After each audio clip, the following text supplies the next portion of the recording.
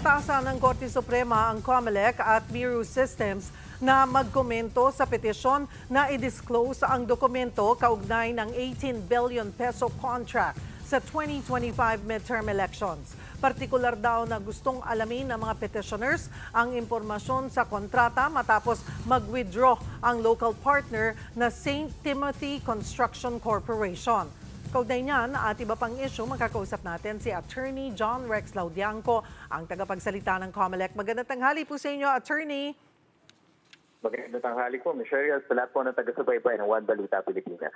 Salamat po sa oras. Attorney Laudianco, natanggap niyo na ho ba itong order ng Supreme Court? Kaugnay nga po sa petisyon na i-disclose ninyo yung dokumento dito sa 18 billion peso contract sa 2025 elections po?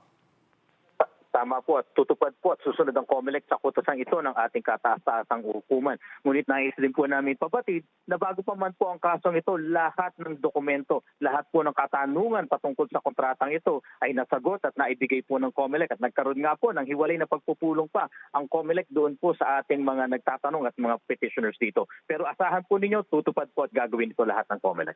Kailangan pa ba nga talagang i-petition po sa SC para i-disclose yung dokumento? Katulad ng sinabi nyo po, inaibigay nyo naman po lahat na. Tama po at yun din nga po ang pahayag ni Chairman Garcia na lahat ng dokumentong ultimo kontrata, ultimo lahat ng bidding document ay nakapaskil pa nga po sa aming website at binigyan pa namin ng kanilang kopya, pati ng mga deliberations at pati na rin po yung iba pang kailangan ng ating po mga petitioners. Pero nonetheless, nandito na rin po ang kaso. Kung ano man po ang hinihingi, ibibigay pa rin po namin ulit bagamat naibigay na namin ng una. Isa po sa partikular na gustong alamin ng petitioners ang impact po ng pag-withdraw dito sa joint venture ng local partner na St. Timothy Construction sa 60% Filipino ownership requirement. Ano po ang sagot nyo rito?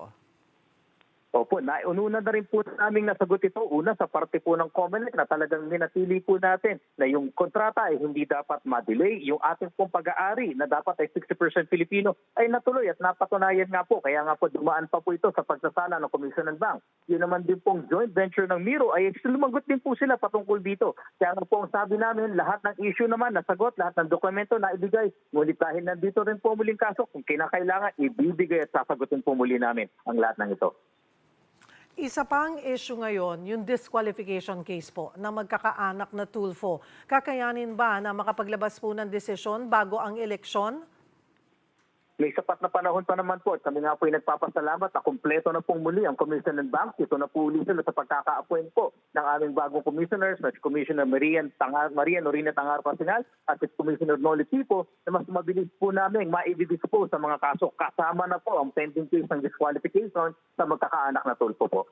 Attorney Laudianco, ano po yung epekto nitong mga petisyon na ito sa SC at maging yung disqualification case ng mga Tulfo sa preparasyon po ninyo dyan sa COMELEC?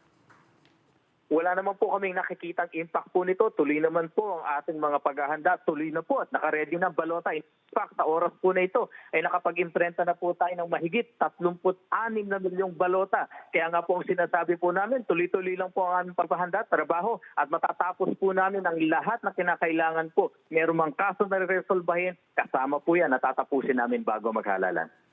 Hingin ko na rin po ang reaksyon nyo dito sa panawagan ni Attorney Israelito Torion na legal counsel po ni Apollo Kibuloy na mag-implement daw ng manual vote counting per precinct sa 2025 elections.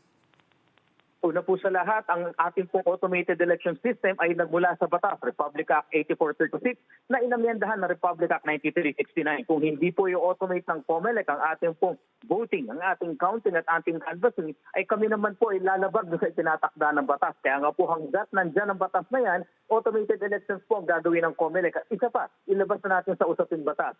Ang automated election system po naging susi para po sa mga problema natin, pagkakamali sa transposition, pagkakamali sa bilang, mabagal na pagbilang, mabagal at matagal na papapadala ng mga resulta. Sa ngayon po, natatapos natin ang halalan sa loob ng isang araw. Kinabukasan, alam na po natin ang nanalo sa lahat ng mga presinto, sa lahat ng mga bayan, siyudad, pati na rin po sa probinsya at pati sa ating bansa. Kaya nga po kami nagpapasalamat sa mga batas na ito. Ang sagot na lang po namin, hanggat may batas, ang COMELEC naman po ay magpapatupad lamang at mag-i-enforce ng ating batas. Marami pong salamat sa inyong oras, Attorney John Rex Laudianco ng COMELEC.